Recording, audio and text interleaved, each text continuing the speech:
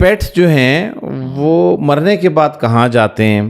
اچھا، یہ جس شخص نے سوال لکھا ہے، پتہ نہیں مجھے اب نام تو میں نے نہیں لکھا ہوا، تو انہوں نے بڑا زبردست سوال کی وجہ بتائی ہے. وہ یہ اس لیے جاننا چاہتے ہیں کہ وہ کہتے ہیں کہ میرا ایک طوطا تھا، پیرٹ، وہ مر گیا ہے، تو اب میں وہ مرنے کے بعد میں چاہتا ہوں کہ میں اس کو دوبارہ دیکھوں، تو یہ کہاں جاتے ہیں؟ میں نے اس سے ملاقات کرنی ہے، میری اور اس کی ملاقات کیسے ہو سکتی ہے؟ سبحان اللہ، دیکھیں یہ بھی محبت کا لیول ہے. ہاں.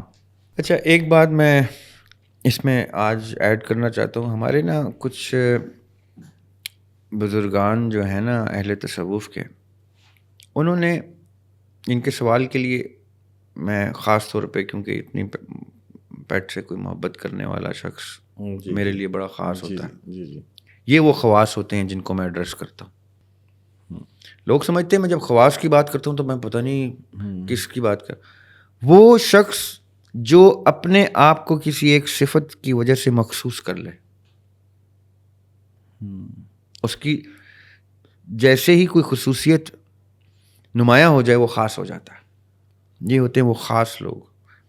جس شخص کو، جس انسان کو کوئی پرندہ پسند کر لے وہ عام انسان نہیں ہوتا.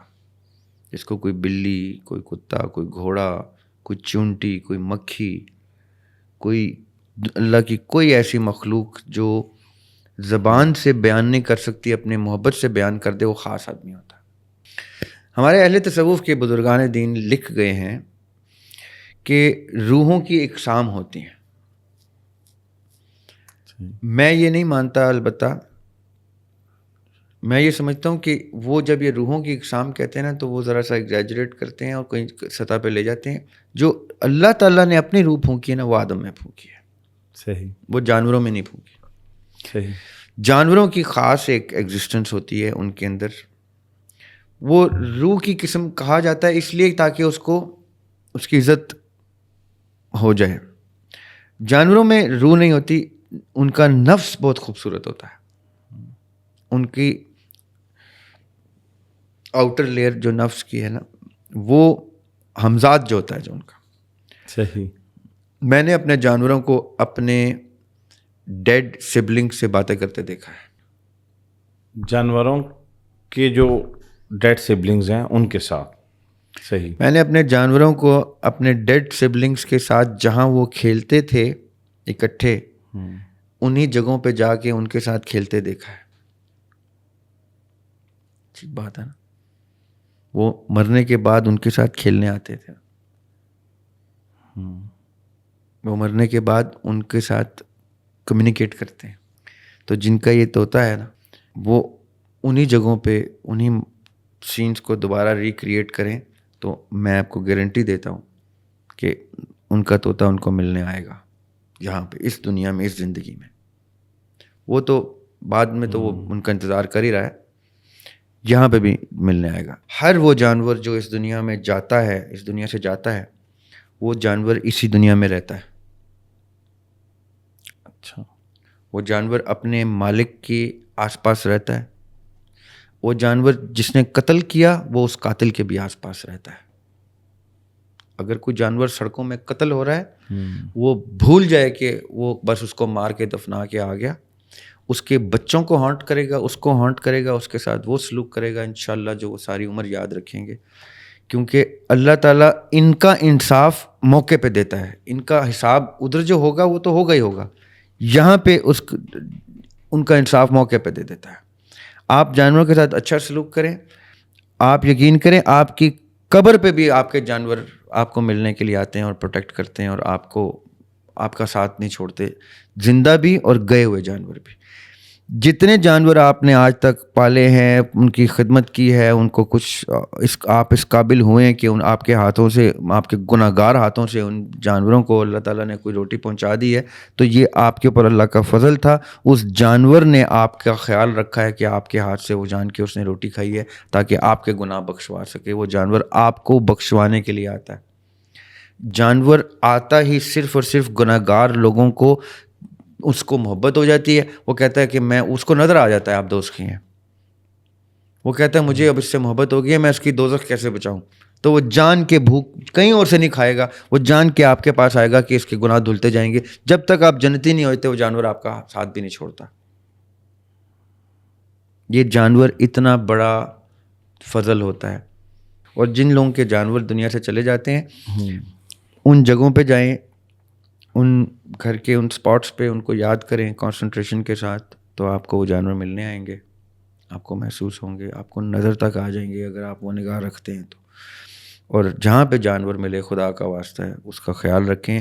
آپ اس قابل سمجھے گئے ہیں کہ آپ ان کی خدمت کر سکیں, تب آپ کو وہ ملا ہے.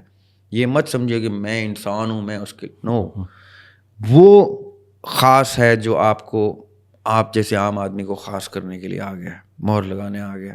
تو وہ مہر لگوا لیں تو بڑا آپ کا بھلا ہو جائے گا. ایک جملہ ہے, شعر ہے, اس کا پہلا مصرع میرے ذہن میں آ رہا ہے, اس کی تھوڑی سی تشریح کریں. میں اس دن سوچ رہا تھا کہ میں آپ سے پوچھوں گا کیونکہ وہ ایک دن زیر بحث رہی. اپنے من میں ڈوب کے آ جا سراغ زندگی, یہ کیا ہے؟ آپ اس کا دوسرا مصرع دیکھیں نا کیا ہے. تو اگر میرا نہیں بنتا تو نہ بن, اپنا تو اپنا تو بن. لمبا مضمون ہے, بریف ہاں کرنے یہ کی بریف کرتے ہیں. ہاں جی پہلی بات یاسر بھائی, اقبال رحمۃ اللہ علیہ جو ہے نا, جی وہ اگلے کم از کم 500 سال میں تو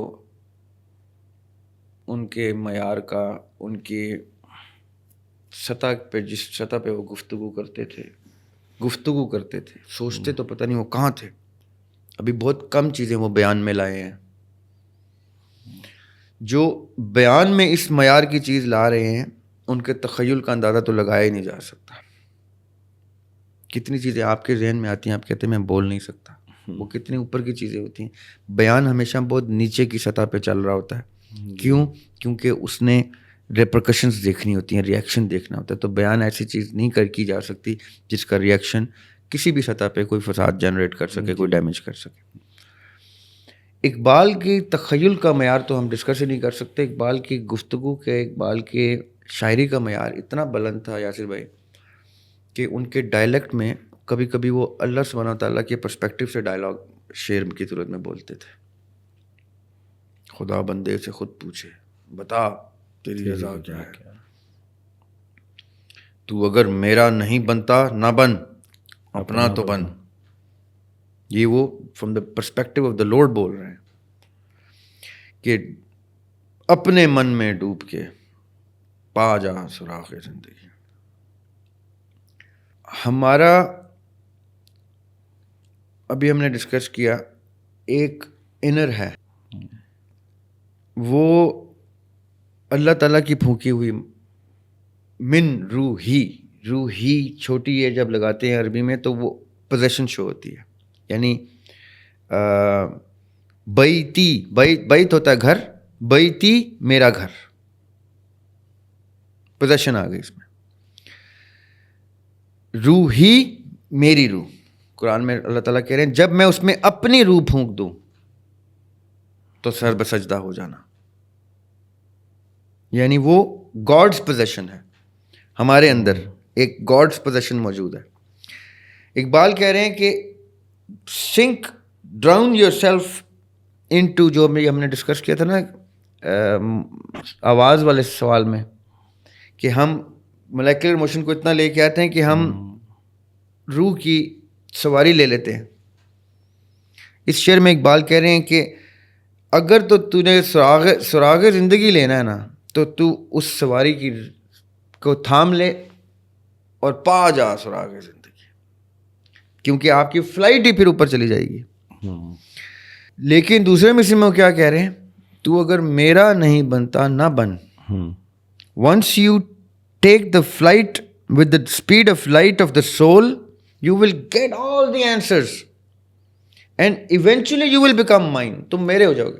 لیکن اگر پھر بھی تم میرا نہ بنا تو کم از کم اپنا بن جائیں, ایٹ لیسٹ اپنا وقار, اپنا معیار, اپنی سگنیفیکنس کو سمجھ جائیں کہ تجھے میں نے کیا بنایا ہوا ہے, اس کو بلند کر لیں. بھلے تو یعنی مجذوب نہ ہو جائیں, بھلے تو ملنگ نہ ہو جائیں, بھلے تو اللہ لوک نہ ہو جائیں, بندہ ہی رہے گا, تو مٹیریل بھی ہونا نا, تو نے تو اپنے وقار کو مینٹین کری.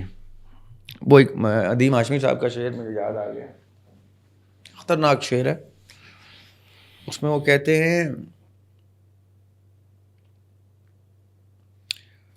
حالانکہ یہ دعا تھی, دیکھیں ڈائلیگ دیکھیں ادیم ہاشمی کا, حالانکہ یہ دعا تھی مگر مانگتے ہوئے ایسے لگا کہ ہاتھ کی توقیر کھو گئی. کہ آلدو دعا مانگنے کی تاکید ہے, جی, لیکن وہ مانگنے کے ایسپیکٹ نے ایسے لگا کہ میں کریٹ کیوں نہیں کی, میں 100 ڈھنگ نمٹنے کے میں ایجاد کروں گا. ایک ادیم کہہ رہے ہیں کہ مجھے اللہ تعالیٰ نے اتنی شکت دی ہوئی ہے کہ میں ان ہاتھوں سے نئی دنیا بنا سکتا ہوں, اور میں ان کو مانگنے کے لیے استعمال کر رہا ہوں. جب یہ لوگ سوچتے ہیں نا, مفکر لیول کے لوگ, یاسر بھائی, یہ کسی اور سطح پہ چلے جاتے ہیں. ڈر لگتا ہے ان کا کلام سنتے ہو کہ بھائی یہ کون بول رہا ہے ان کے اندر, یہ انٹویشن نے کہیں زبان تو نہیں اختیار کر لی, انٹویشن نے کہیں کوئی زبان کو قابو تو نہیں کر لیا. یہ تو کوئی حدیث قدسی کا ڈائلاگ آنا شروع ہو جاتا ہے, اسمیل آنا شروع ہو جاتی ہے. یہ بڑی خطرناک لیول ہوتا ہے تخیل کا, کیونکہ یہ انٹویشن ایسے کر کے آسمانی بجلی کی طرح گرتی ہے, تخیل ایسے کر کے آسمان کی طرف جاتا ہے. جہاں پہ یہ بجلی اور تخیل ٹکراتا ہے وہ انرجی کی سب سے ہائیسٹ فارم ہوتی ہے.